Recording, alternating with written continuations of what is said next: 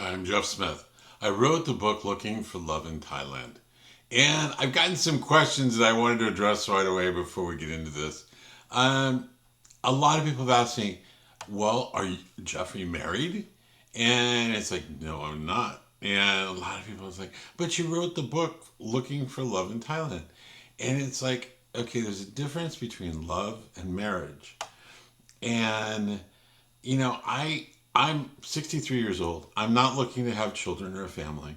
Marriage is something that to me is almost a, if you believe in it, that institution, that's great. I'm not trying to take anything away. But logically to look at marriage at my age is kind of it's kind of a fool's errand. I mean, okay, first of all, you're risking half your stuff if things go to shit.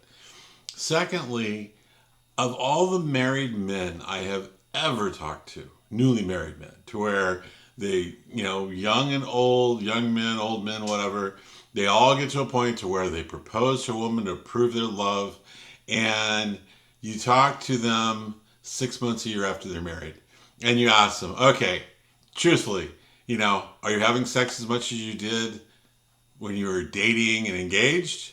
And it's like, are you kidding? It's like, okay, what about the quality of the sex? Was it better when you were dating and engaged, or is it better now that you're married? Oh, obviously dating and engaged now is kind of like a chore for her. And you hear all of these different things about marriage. Like, okay, what about not sexually related, but what about in general? Is your now wife easier to get along with that you're married, or is she more difficult to get along with? Is like, oh, by far more difficult. When we were dating and engaged, nothing bothered her. Now she gets upset by everything. Everything has to be done a certain way, or she gets upset. So let me get this right. For risking half of my belongings, everything I own, everything I have, I get the following.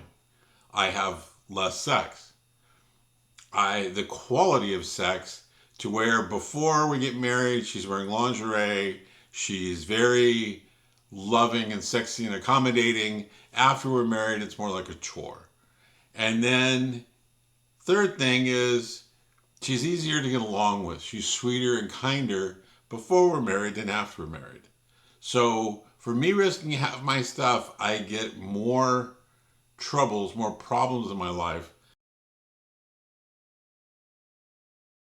That's just one of the things I don't understand. Okay, at my age, I don't understand when these men go to Thailand, find a beautiful woman, and they're happy and everything else, and then they have to, uh, for whatever reason, talk about marriage. They're old, and there are ways, I understand there's protections with marriage that you don't have if you're just living together, but that can be taken care of with an attorney. You can have a portion of your estate go to her if you are to die, and things like that. But, to go to marriage when, and a lot of women realize that. I think a lot of, I mean, I hate to think there's any connivery here, but I think a lot of women realize that when you get married, you don't have to try as hard. You can be, you don't have to be as accommodating to the man because he's in it. He's 50% of his stuff into it. And so it's an easier path for the woman who is looking at it that way. If a woman wants a great relationship, it isn't an easy path. It's just like a man. It takes work on both your parts to have a happy marriage. So that's one of the reasons why I wrote the book Looking for Love in Thailand, but I'm not married. I'll be the first to say in Thailand, it's very easy to fall in love. It's easy to find someone to love, relatively. But one of the hardest things is what to do once you've found the woman that you've waited for your whole life, and you just, can't, you don't want to be apart from her for a minute. What do you do? You're in a Western country, she's half a world away. She has family and obligations that make it to where she can't leave. You're not in a position to where you can go to Thailand and live full time. So what do you do? And he said, you always begin with the end in mind. And when it comes to a relationship, a long distance relationship, and it doesn't matter whether it's Thailand or you live in the US and you live in California and she lives in Florida, it's a difficult situation to be in because of the distance. So you have to be prepared.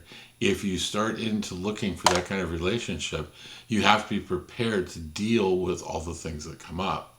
Now, the first thing I would suggest is when you are in Thailand the next time, do put in, before you start going online and going on the dating sites and making dates and everything else, the first thing I would do is go to a visa service. Now, whenever you have a professional service, whether it's visa services or an attorney or anything like that, always go independently with no one's suggestion who has anything to do with your dealings. A lot of forums that you can go to and post questions and just get random answers. Buzz and Patea has one. It's their Discord. There's like 23,000 people on it, and people post all kinds of different questions and get the answers. Something like that. No one is out to. It may be the guy's brother-in-law, who knows? But no one's out to send you to someone with the idea of visa service, and the lady's in with the guy, it's their cousin, and his service is twice as much as everyone else, and she gets 50%. Call me suspicious, but that's just the way it is. You're welcome to Thailand. So you go to the visa service, you find out basically what the costs are if you want to come to Thailand and turn it into your home most of the time, or you want to bring the girl or the lady to your home country, and you find out what the costs are, and then you realize they're going to give you the basic cost. But then when something comes up, and a lot of people have had something come up that I've talked to where they have to get an attorney and they have to start a lengthy process, the price goes up dramatically. So make sure that you can at least live with the basic price, because it could be more expensive than that.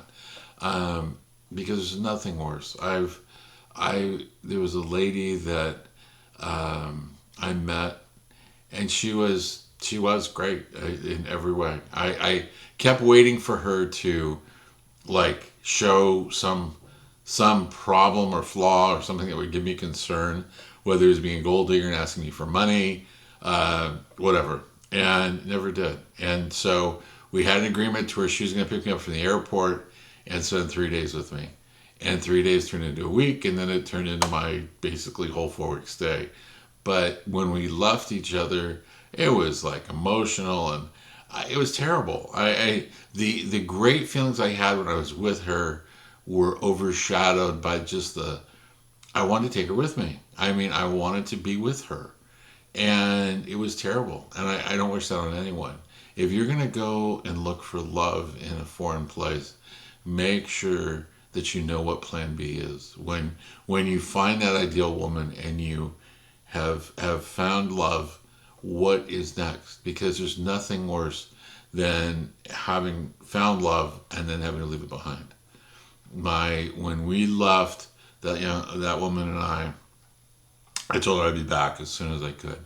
I was back in Thailand in 7 months. By that time, we had stopped texting, we had stopped video chatting, because it was too hard. It's like we cared so much for each other, and yet life went on in our own lives, and it just was too difficult. So that's one of the things you have to remember, is that when you look to find someone, make sure that you really want to find someone.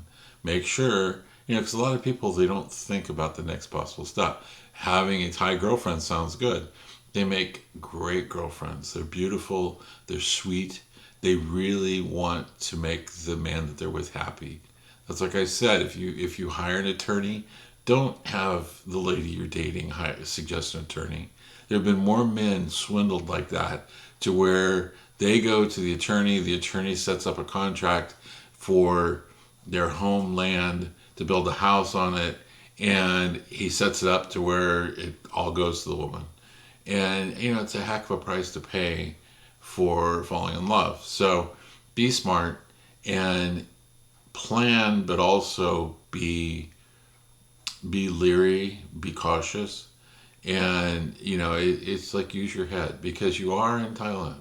In Thailand and Southeast Asia, you tend to get a lot of people because of poverty, because of the situation they're in, taking care of their parents. Money is always a consideration.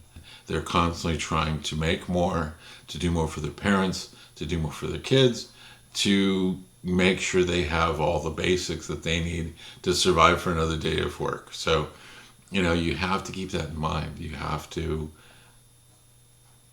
look for love, but do it with a cautious eye. It's like I have met ladies and fallen in love with them, but for one reason or another, I saw that our relationship couldn't go further, that we wouldn't last for a lifetime, and we ended. But it's not the same thing. Just because you love somebody doesn't mean you're going to marry them. If you see something that's a glaring problem that would drive you two apart, you're going to break up before you ever get to marriage. And that's just being smart. You can't blindly think that you're not 16 years old anymore and you watch too many fairy tales to where I'm in love, I'm going to get married. No, you have to look at the situation. If you meet a man meets a woman and she's a great woman and you start falling in love with her, but you meet her parents and her parents are just moochers that rake her over the coals to try to get as much money out of her as you can. You have to step back. Even though you're falling in love, you have to step back and say, is that what I want for the rest of my life?